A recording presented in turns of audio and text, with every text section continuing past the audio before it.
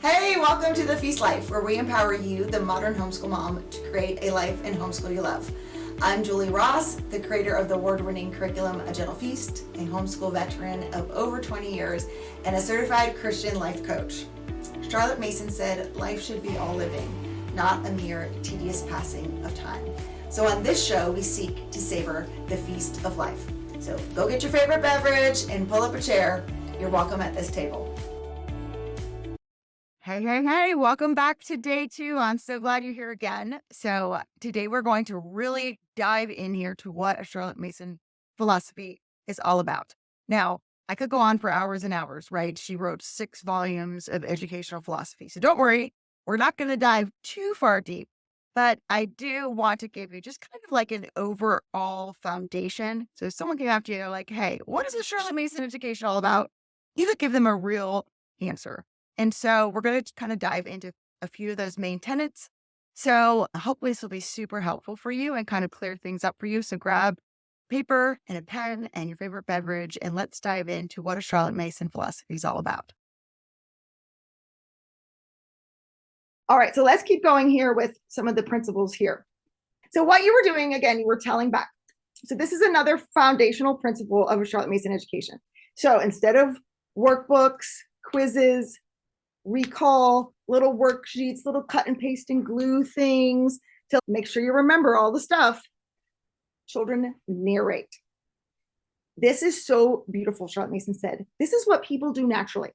So you go see a movie, you come home, and your husband's like, what was the movie about? You tell him. That's narrating. You read a really good book. Your friend's like, oh, what's that book about? You tell them. It's narrating. This is what we do as humans.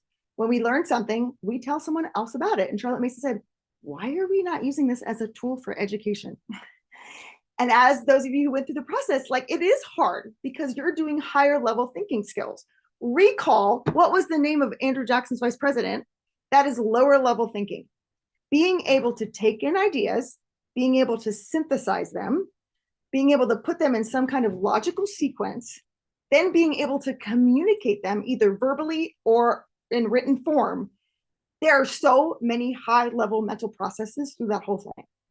And we don't, I think, sometimes appreciate how actually hard that is. Like I said, she said, go read Austen or Dickens, or go try to read like an engineering book or one of these higher level high school science books and try to narrate it for yourself. It is a harder process.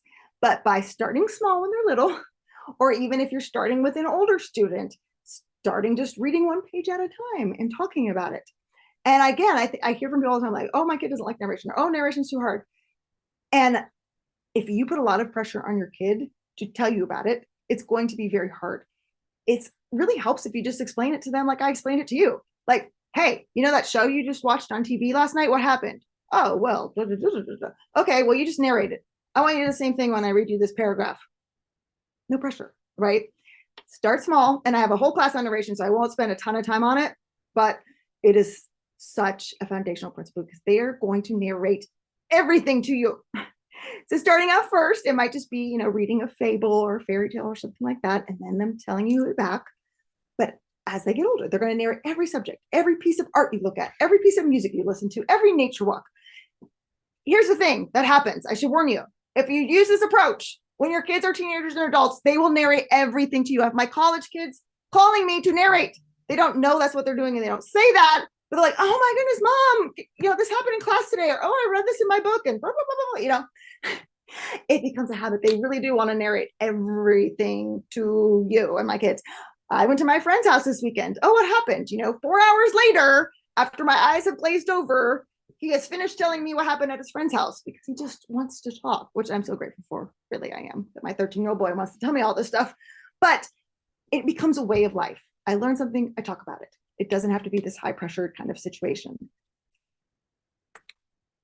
All right, Charlotte Mason says, one thing we know at any rate, no teaching and no information is processed as knowledge in anyone's mind until his own brain has actively assimilated it, translated it, rearranged it, and absorbed it so that it becomes a part of the person and shows up like food that the body takes in as part of the living organism.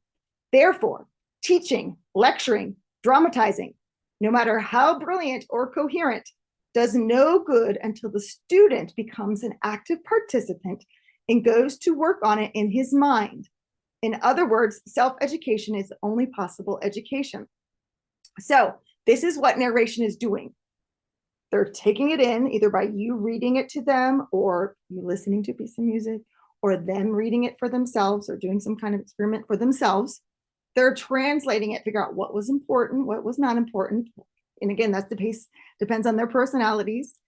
They rearrange it in a way that makes sense. They absorb it. It becomes part of who you are. If you don't know something, you can't narrate it. So if I asked you, okay, what was that sermon about? And you go, oh, well, actually, I don't remember. Then you don't know it, right? So if you can't tell someone something about something, you don't actually know it for yourselves. So if you can narrate it, your kids are absorbing that information into their mind. And like I said, as they go on in their education, they're going to make further connections to these ideas. There have been so many times where I thought my kids were not paying attention at all. And they narrated and they said, they're like, well, there was the guy who did that thing with the stuff. And I'm like, what? Were you even listening to anything I said? So many times where I thought they weren't listening.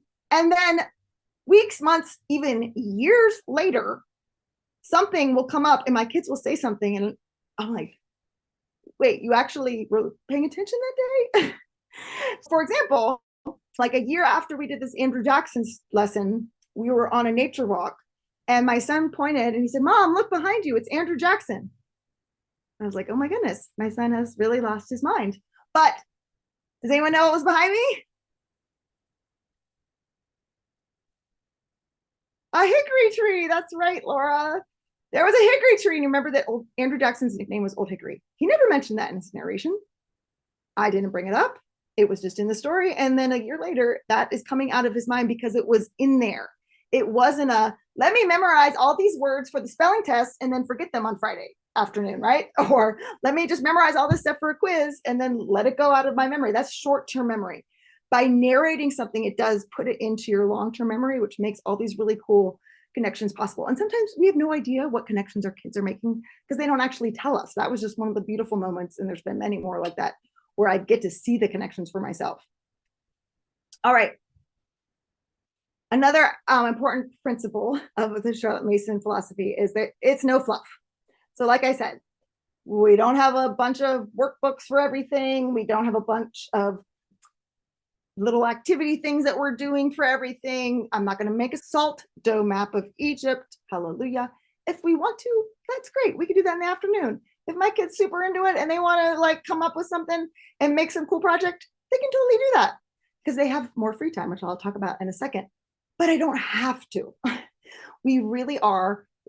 It comes down to this foundation here, which is so simple, yet so amazingly powerful.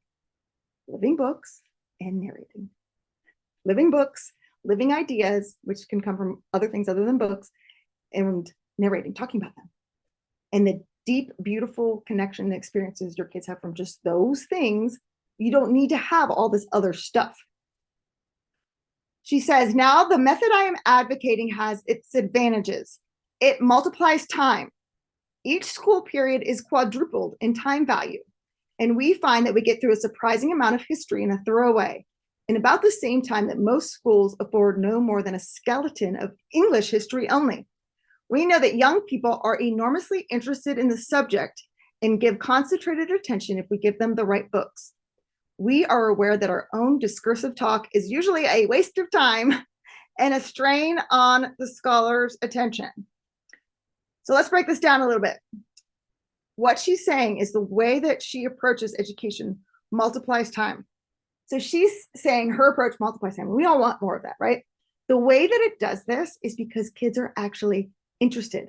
So many of you were like, oh, wait, I really actually cared what was happening. Oh, wait, don't stop, right? Like, oh, I'm interested. I'm excited about this. And research has shown that when you're reading a living book that engages your mind, that's told in a narrative fashion, your body actually releases several hormones. One of them is cortisol, which is bad when you're my age, but it can be good in small doses. That's our stress hormone. That's the adrenaline. That's the excitement. So you actually pay more attention to something when you have a little more cortisol and you're more interested in it. It also releases oxytocin, which is the bonding hormone. So it bonds you to the characters in the story. Like a lot of you are saying you had compassion and you felt and you had empathy for Andrew Jackson in the story, which is so cool. So those things actually make us pay attention. So you're able to get through more than if you were trying to read that textbook all day for all different subjects and your mind's wandering and you're thinking about a million other things than actually what is happening. It takes longer to get through things. She says they can get through more history than the schools could get of only English history alone. She also says that our own discursive talk is a waste of time. Now, I was kind of offended by this. I really like history. I was a history minor, and I was like, my kids really want to hear the brilliant things that I have to say about this subject. I really feel like I should talk to them about all the things I know about Andrew Jackson or whatever it is we're learning about, because they will be so impressed with all of my historical knowledge. But they weren't. So the minds are wandering, they're not paying attention. I'm getting frustrated because they're not listening to me. They want to come at that meat for themselves. So my talking was just a waste of their attention. Listen to some of the subjects that Charlotte Mason included in 5th grade. Bible, hymn study, poetry, picture study, composer study, copy work, dictation, grammar, literature, math, science, British history, French history, natural history, ancient history, Latin, French, and German, folk songs and dances, Swedish drill, sofa drawing, handicraft, Shakespeare, Plutarch, and nature study. Anybody else? There's no way that's happening. I don't even know what half those things were that you just said, Julie. Okay, don't worry. So when I first started taking Charlotte Mason's approach into my family, I looked at all those subjects that she taught. And I thought I had to teach all those subjects every day. And school was taking till 6 o'clock. And I thought I was going to lose my mind. And I was like, how did Charlotte Mason go outside in the afternoons? Because this is taking us forever. So here's the magic. In case any of you are like me, you don't actually do those subjects every day. You might only have one of those things once a week. So for instance, picture study takes 5 minutes tops once a week. Literally, it's the simplest thing ever. You look at a painting. Here, I'll show you how easy it is. I have my new Christmas around the world packet that we just did. Okay. So you show your kids this painting. Hey kids, study this painting. You hold it up for like a minute and then you take it away and you say, hey, what do you remember about the painting? And then they tell you. And that's literally it. So it is so easy. 5 minutes. Okay. So some of these things, again, I don't do all these things that she said, but the point being, she covered a lot. How is she able to do that? Because of this approach, the way it multiplies time. You don't have a bunch of fluff or extra stuff that you're trying to do. Today's episode is brought to you by A Gentle Feast. A Gentle Feast offers a complete living books curriculum, an award-winning early reading program, and more tools to equip you to apply Charlotte Mason's timeless philosophy into your modern homeschool. Go to agentlefeast.com to check it out. Smooth and easy days are closer than you think. So you're literally reading and you're narrating. So history for a young child might be 20 minutes. We're going to read for 15 minutes and then we're going to narrate. 20 minutes, we're over. We're moving on to something else. She had very short lessons. Even in high school, the longest lesson was 45 minutes long. You want to know why? Because as humans, we can't pay attention that long. Okay, I think now the average attention span for an adult in the United States is 3 seconds. Isn't that amazing? We're trying to make kids pay attention for 45 minutes to grammar. I mean, come on, really? I can't pay attention to grammar for 45 minutes. Nor do I want to, right? So short lessons. That is how you get through a lot of different subjects. That's how you give them this feast. So it's not just like, okay, let's just get reading and math done and then we can be over with school.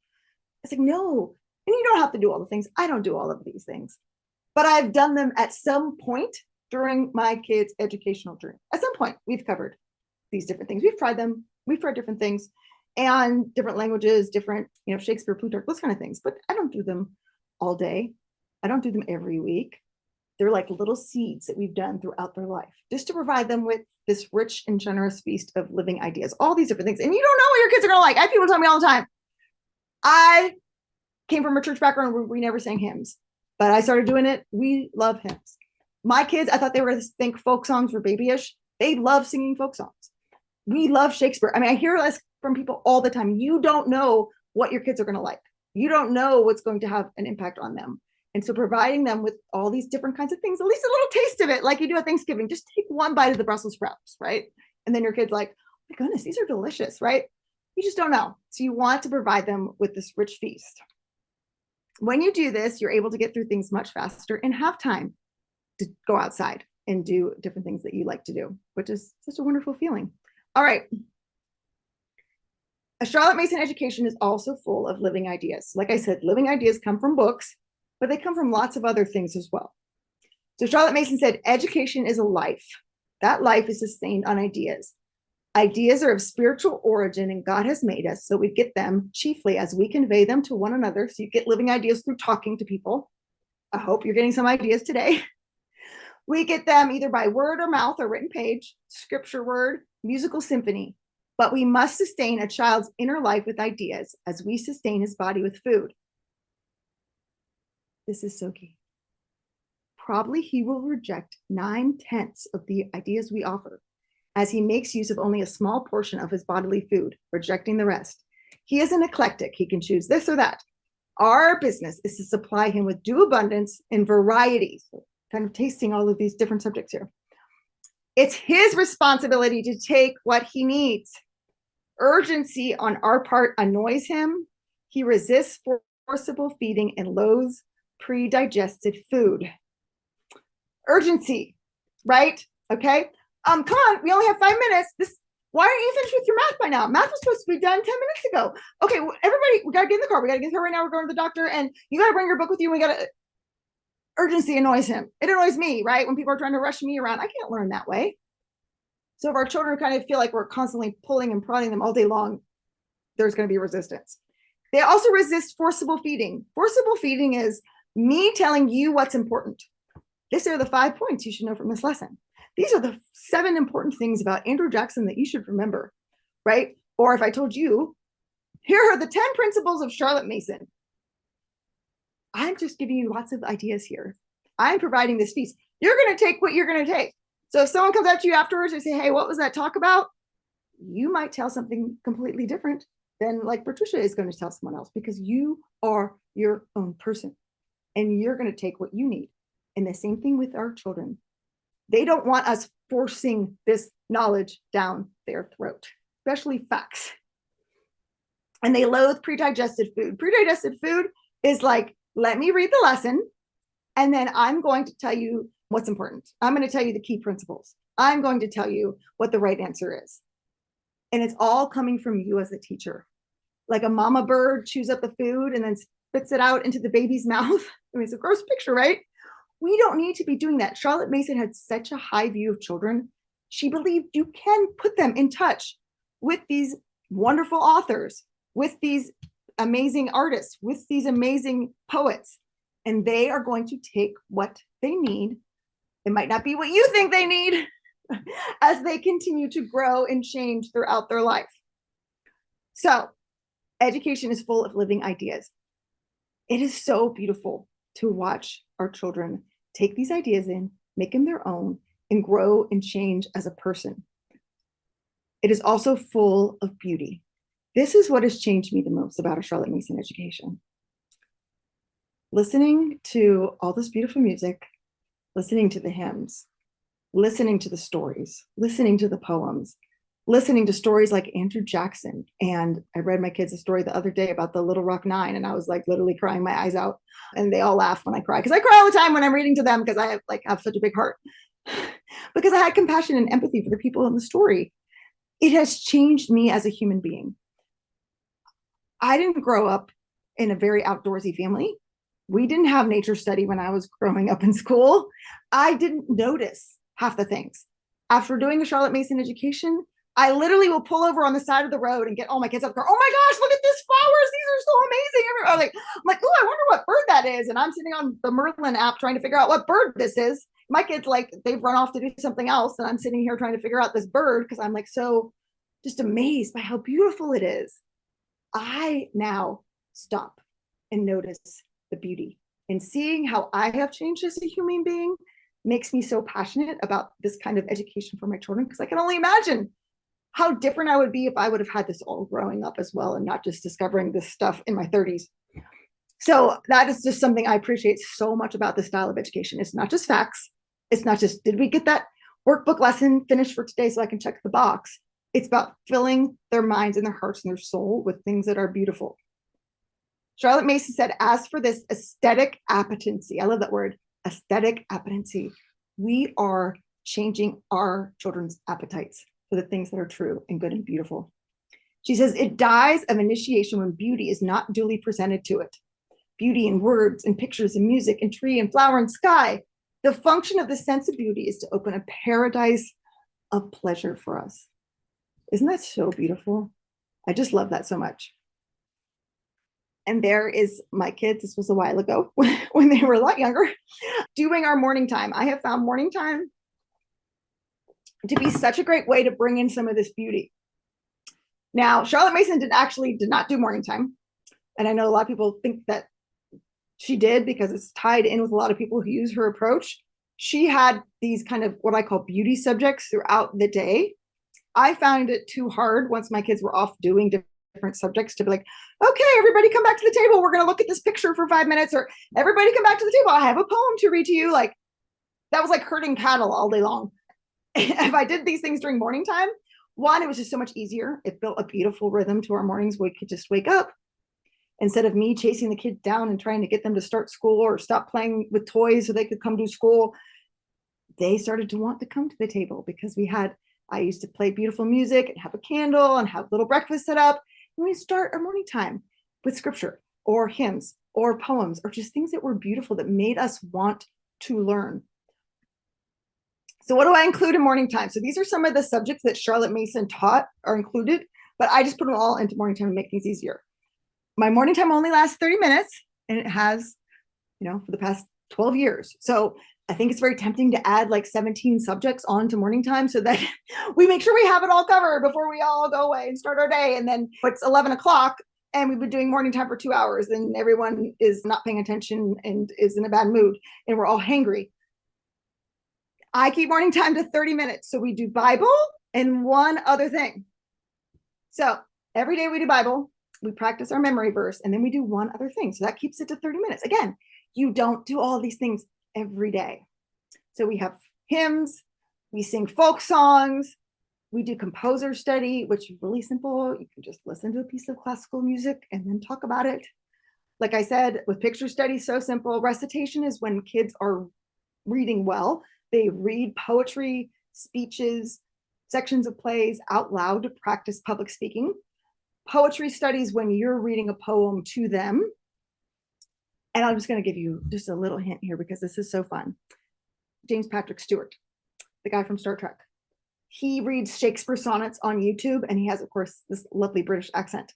And you can listen to a Shakespeare sonnet in literally under 2 minutes, and you can talk about it. And in 5 minutes, you can be done with poetry, and your kids have listened to wonderful Shakespeare. So that's my little tidbit freebie for you today.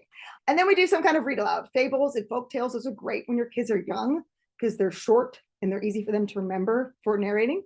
And then as they got older, we added in Shakespeare and biographies to our morning times as well. So again, this is not a Charlotte Mason thing, but I'm just telling you what I do because it has helped me incorporate these beauty things into our day and make sure they actually happened. So by doing them in the morning, they actually got done. If I waited to the afternoon or if I waited to do it at some point during our day and take a break, it wouldn't happen. But for some families, that works really well. And some families even do these kind of things like at dinner time or when dad's home or before bed. So you need to figure out what works best for your family. But the principles are the same. Okay. If you are interested in trying morning time with your kids, I have a free 4-week morning time packet called Times of Togetherness. You can scan that QR code or I'll put it in the email that goes out with the replay. But if you just want to try it and get started with it, this is for you. It has the picture study, it has the composer study, I have poems in it. I even add some extra things that aren't actually like morning time, like handicrafts and cooking and some fun activities to do with your family as well. So those could be for the afternoon. But if you just want to try morning time, you're like, I just want like something easy, open and go. I don't want to have to think about it because I haven't had enough coffee yet. This is for you. The morning time is ready for you. All right. Richard Louv, who wrote the book, The Last Child in the Woods, says, if getting our kids out in nature is a search for perfection or is one more chore, then the belief in perfection in the chore defeats the joy. It is a good thing to learn more about nature in order to share this knowledge with children, but it's even better if the adult and the child learn about nature together, and it's a lot more fun. The reason I'm sharing this quote with you is because, yes, Charlotte Mason, one of the ways that you bring in beauty through this approach is through being out in nature. It can be very simple. It can be your own backyard. It can be just appreciating nature. There have been times, y'all, I live in South Carolina. It is hot, like 90% of the year here. I don't want to be outside. You can look out your window at nature. You can go to the park by your house. Like Patricia's here. You could start a garden in your own backyard, okay? We overcomplicate this, and I hear from some parents so much.